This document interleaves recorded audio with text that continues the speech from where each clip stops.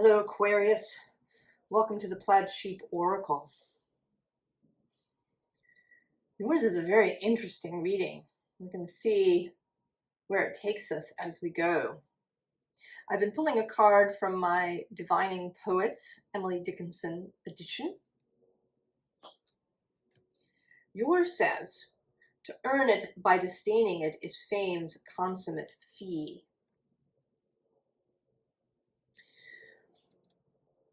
So this is part of a poem talking about Emily Dickinson's ideas about fame, and that fame will sometimes pursue people who disdain it. She was not somebody who courted fame. She did quite the opposite. She didn't want to attach, right, that she somehow supersede the work. But in your case, there's something here about how seeking is not serving you. And that maybe you're seeking the wrong thing, perhaps. I'm not exactly sure. We're going to see where we go.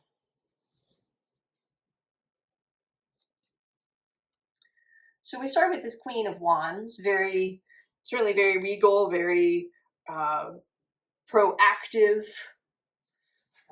inspired energy. But with this Hierophant underneath, and actually the Devil at the bottom of the deck, there's a sense that her expression, her inspiration, perhaps her seeking, where she is directing her attention, is influenced by something other than her heart. There is something else with the Six of Cups appearing, and actually also this particular Six of Pentacles. It may be that there is something associated with childhood, some kind of intention or internal contract. People will often talk about soul contracts, and I don't believe in that. Not in the contract sense. I think we make agreements. We have intentions. We cooperate with other soul streams. But I don't think there's a sense of anything where we say, yes, we must. Right? We're absolutely going to have this relationship that is going to do this in life. I don't, right? This human sense of a contract, something that is binding. I don't think that occurs on the soul level. But I do think that we as human beings can sometimes create internal contracts, internal intentions, without knowing it. That we're going to follow something, or that we're going to achieve something. We're going to make our first million by the time we're 30, or we're going to be the first in our family to graduate from college. Right? That's absolutely going to happen.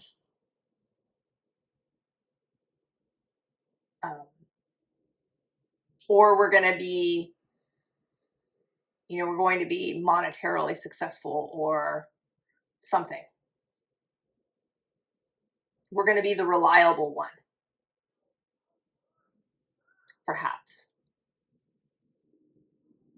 Because there is a sense here in this whole first row of this seeking energy that is that's not coming to fruition. So there's the Knight of Cups. He looks a little depressed. He's been writing and writing and writing and, you know, maybe looking in corners. He is the Knight of Cups. So there might be, you know, seeking love or seeking approval through love or through admiration.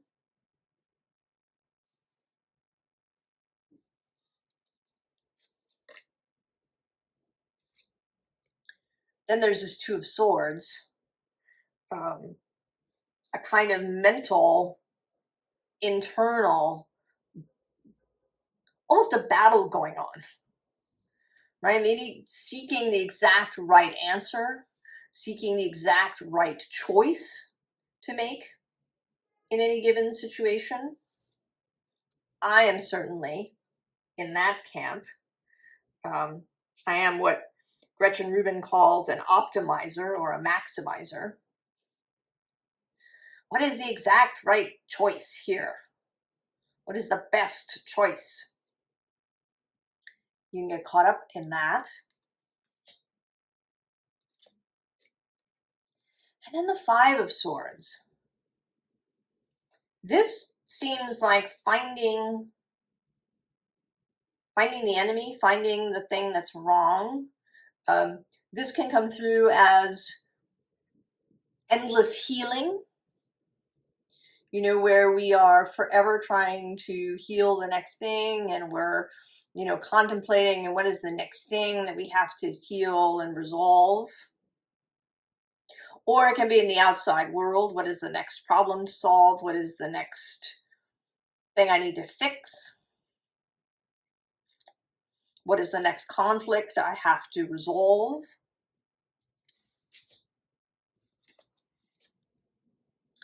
And then with the Eight of Cups, this feels a bit like a kind of endless spiritual seeking. You're sort of looking to find the source of the river, the ultimate truth. Now it's interesting, some of these feel very Sagittarian. I just did Sagittarius's reading, has come out today as I'm recording this. This will be posted tomorrow. And there is this sense of that. I don't always associate seeking with Aquarius, but I do associate rightness with Aquarius. There being one right way. That is to say, my way, possibly. Or finding a method and then really sticking with it. Aquarius has that fixed energy. And because Aquarius is guided by both Saturn and Uranus, these two things, when they come together, it can be beautiful, you know, well-structured change. But it could be a seeking energy. Uranus seeking the next innovation, never being able to be still, always eyes to the future.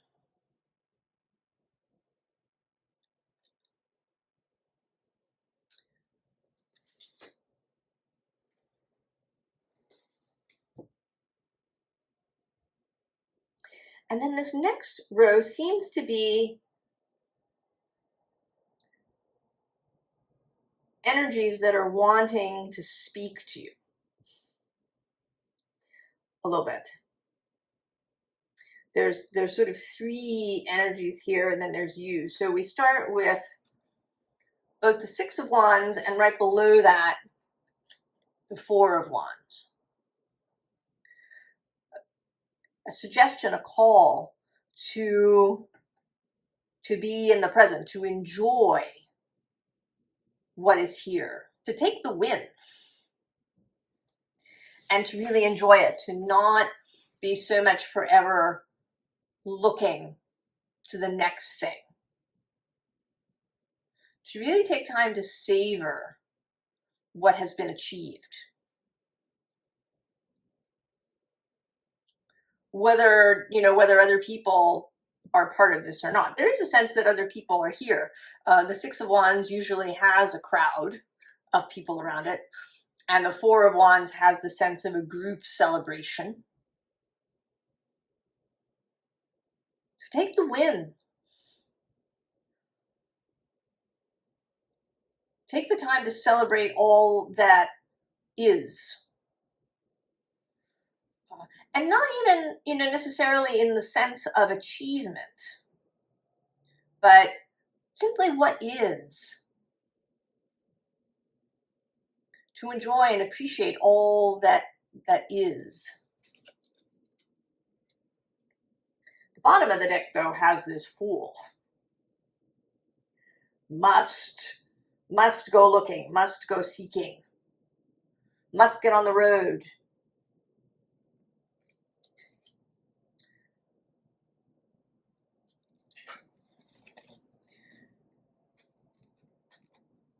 So then we have this Hermit and this Priestess. And they are both sort of receptive energies, although the Hermit is associated with Virgo. But here, I'm seeing these two as not associated with their astrological correspondences. Very much just that, the idea of the Hermit, of somebody who feels very satisfied to spend time with the divine, with nature. It isn't that, it's not a seeking kind of energy, but a very satisfied day-to-day energy. Really taking pleasure in those things that belong to the everyday. Finding ways to take pleasure in washing the dishes or cleaning the windows, in just sitting somewhere, in a garden or a park. Really taking that time here, now. And then the High Priestess is very receptive. She doesn't go seeking, really. She may ask a question, but she doesn't go rummaging. She doesn't stomp into the Akashic Records Hall and start rummaging through the books and the files looking for things. She receives the messages. And she may just receive them, if she's not responding to, somebody who comes to the temple and asks her a question. She may not be that sort of High Priestess. She may, sit and receive whatever is coming that is appropriate to the current moment. But here you are again. I feel you are the queen throughout this. There's 3 queens visible. And you look a little harried here to me today. You're kind of looking back towards where this conversation is taking place, but you haven't turned around completely. You're moving in the other direction.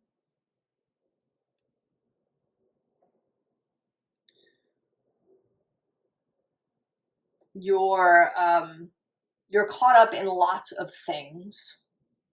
There's a sense, that your mind, even though this is the Queen of Pentacles, that your mind isn't really in your body. That, if there is a lot, perhaps you feel like there's a lot going on in your daily life. And as I record this, the sun is in Virgo. And I have been personally noting a sense of heaviness around kind of daily tasks. I feel a little extra weighed down by them, as if I can't access a kind of magical quality to the day, that it just feels, oh, that is another thing I have to do. I feel very heavy, very, very, very mundane. And maybe you are feeling that, but it's kind of a mental thing.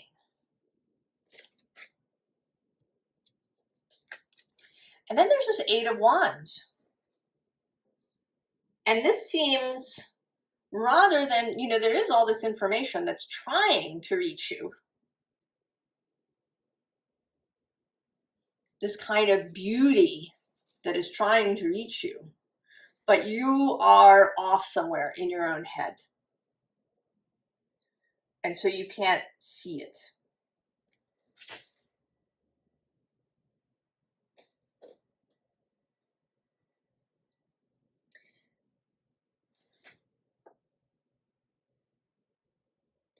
This next line kind of talks about maybe where some of this, what some of the blockages perhaps might be. There's this card that's self-interest. And it may be that you're feeling that this is how the world is, that everybody is just concerned with their own self-interest. And so either you need to be too, or you need to be going off and changing that in some way. You need to fight against it. You need to find a way around it. Because underneath that, we have both waterproof and protection. So you may be feeling really vulnerable. That because from your perspective, the world looks like this. The bottom of the deck has the warning card. That you have a sense that you can't stop. You know, the world is moving so fast that you have to keep up with it.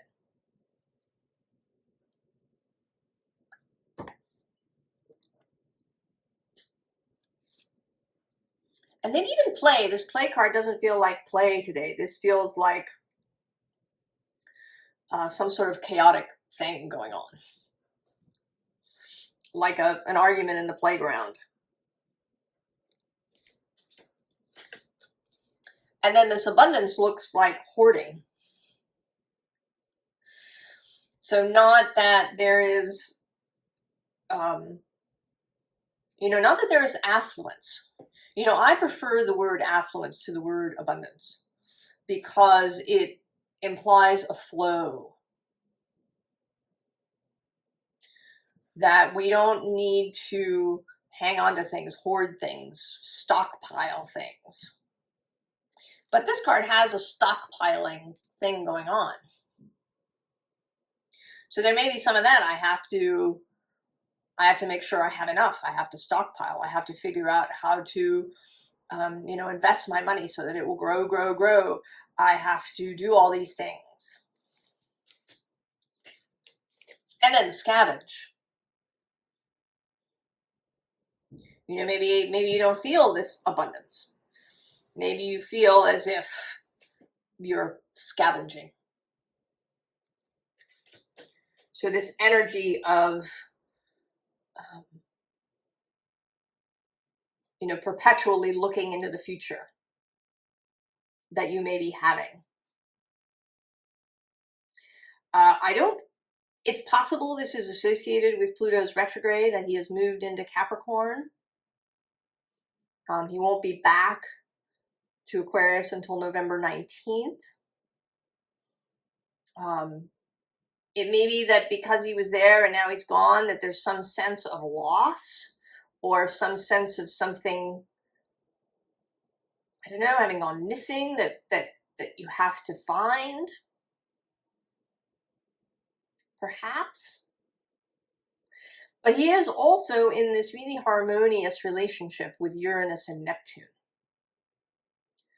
So there is also these energies of creation, of change and creation that are happening. And it may be that you're also kind of feeling that on a subconscious level, that something is coming. And so you feel a need to be ready for it whenever it comes. That's coming through a little bit here with this world card of staring into the globe. I must see what is coming. Below that too is this Page of Pentacles sitting on the pentacle, needing to be in a good position. And then the High Priestess again.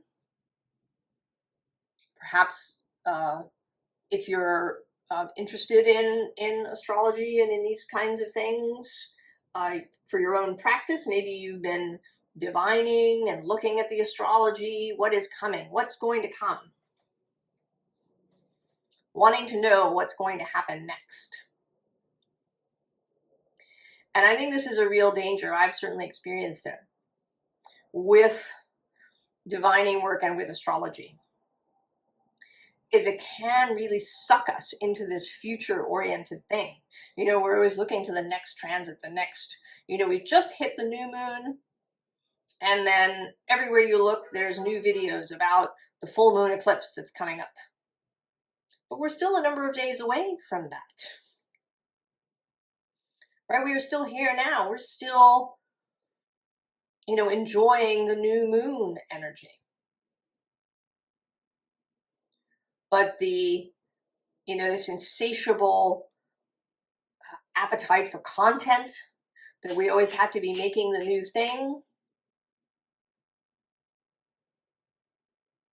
that we're always looking into the future, we have to see what's happening, what's coming. And I think that can, right, it can suck our brain, right, into that direction and out of our body. It can make us dependent upon the outside, that we're always looking to, right, we're looking to divine, to know what is coming, as opposed to creating what is coming.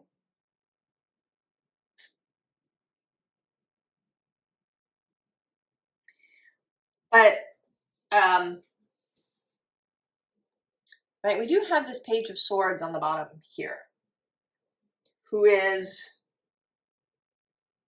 more open to learning new things, who is more open to learning new things.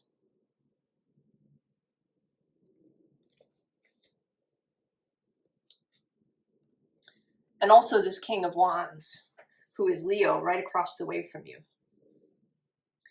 And Leo is not so future oriented. Leo is a more in the now energy. And actually, right in this current moment, as I'm recording this, and for another couple of days, until the 9th of September, Mercury remains in Leo. So there is a mutual receptivity of Mercury in Leo and the Sun in Virgo. And actually at midnight, a little after midnight tonight, or on the morning of the 7th, Mercury will square Uranus from Leo to Taurus.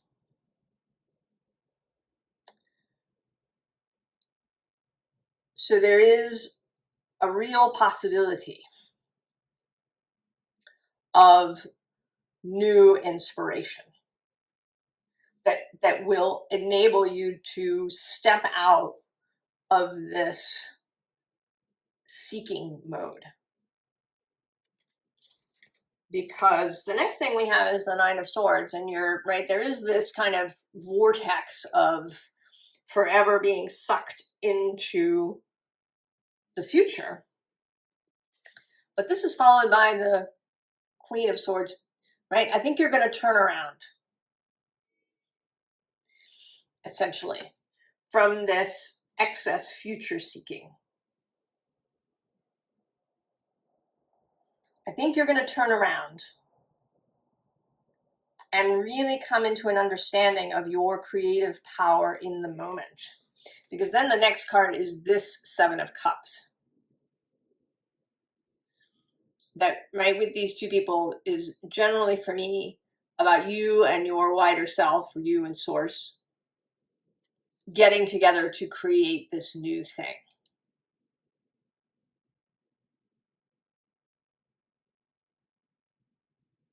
Right, this Queen of Wands, she's got these butterflies, she has the idea. She's not trying to find the butterflies, she's not trying to get anybody else to tell her what the butterflies are, or what butterflies there are, you know, somewhere further down the road.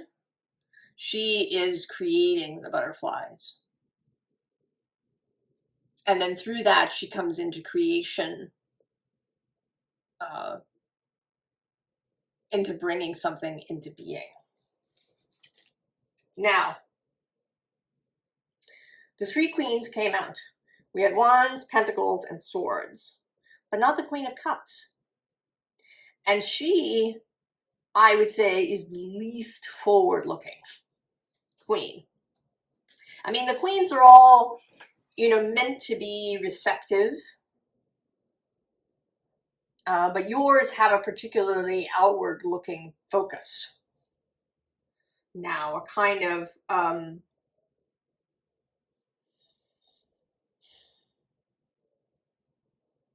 they've borrowed too much from the knights and too much from the kings. But the Queen of Cups, right, she's the most receptive, I think, of the queens, even more than the Queen of Pentacles. Because she's water, right? Water dissolves, is the universal solvent.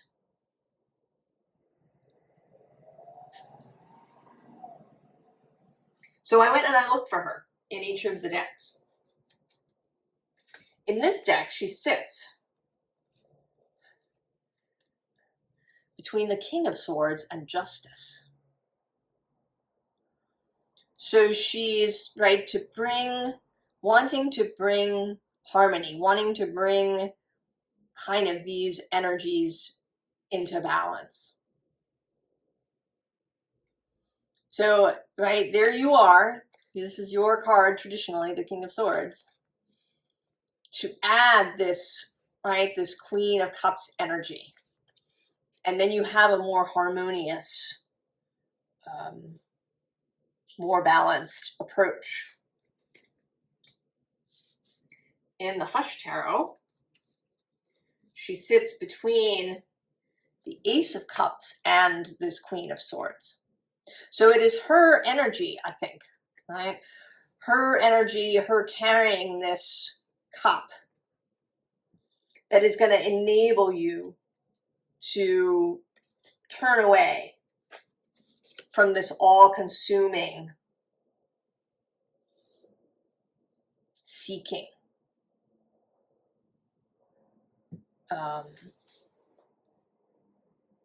To this all-consuming want, either to want to know, or to want to change something, or to want to achieve something, is this Queen of Cups energy, this receptivity, this compassion for self, for others, this ability to sit in how you feel. It may be that you've had trouble with that. Maybe it's felt overwhelming to you. Aquarius is the water bearer. You are carrying a vessel of your emotions, your consciousness, but you may not have ready access to it, or you may feel sort of separated from it in some way. And so this Queen of Cups energy helps you to access that. And then in the Shadowscapes Tarot, she sits between the Four of Pentacles and the Fool. So this is a balance between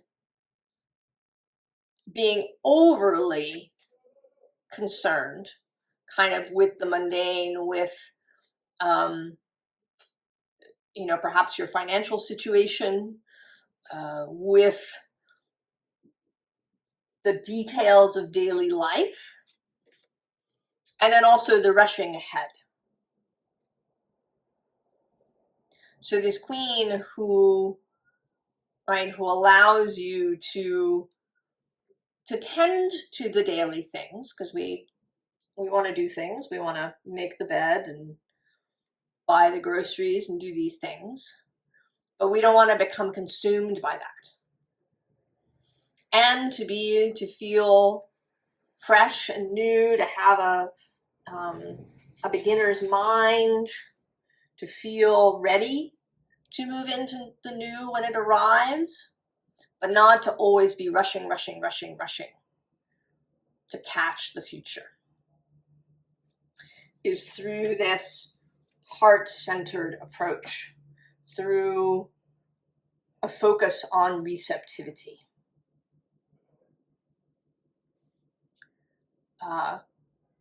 Other advice, cultivate love, yes. So, Queen of Cups. At the bottom of the deck.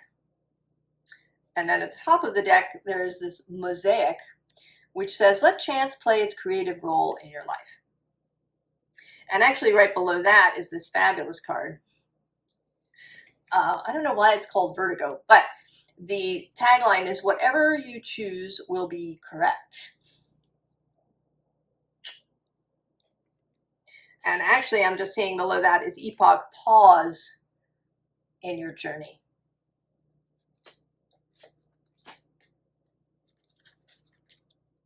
So to not be so obsessed with, is it the right choice?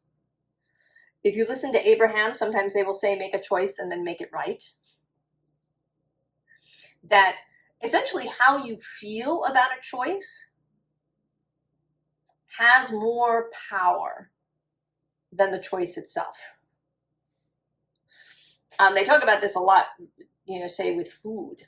You know, am I eating the right food? Well, if you eat something and you think it's terrible for you, even if that terrible thing is kale, or, you know, something of that sort that we think of as healthy, it's going to cause you problems. It's that thinking that something is terrible for you. Thinking, getting obsessed with whether the choice is right, really worrying, did I make the right choice? Is this the right choice? And I absolutely feel you on this. It's a thing I work on myself.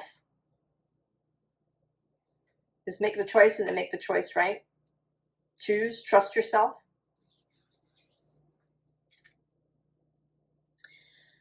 Now we have this detox, cleanse and restore yourself. And I think this is mostly about kind of mental things. If you've been, you know, listening to the news or watching a lot of videos or listening to, you know, other people's opinions about things, and this is the only right way to do a thing, or if you're not doing X, Y, or Z, you're going to be in trouble in 10 years, or whatever it is. Cleansing and detoxing those things. And then interesting, right? Maximus, talking about maximizing. How can you feed others when your own table is empty? And this, I want to say, is not so much about others as it is just about the present moment. That you're not going to be ready for whatever may arrive, for whatever you create, because that's what we're doing, if you don't mind yourself now, here, in the present moment.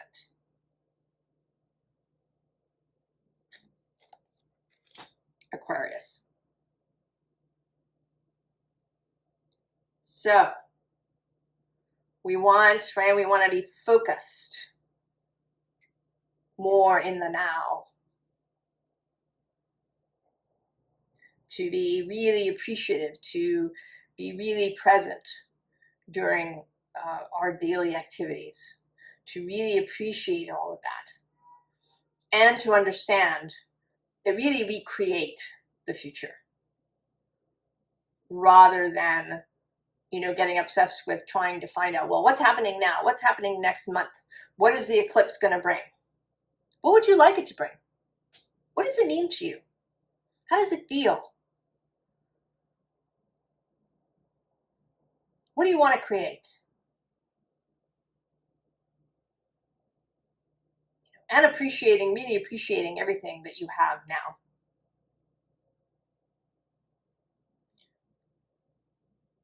And if this is really an annoying message,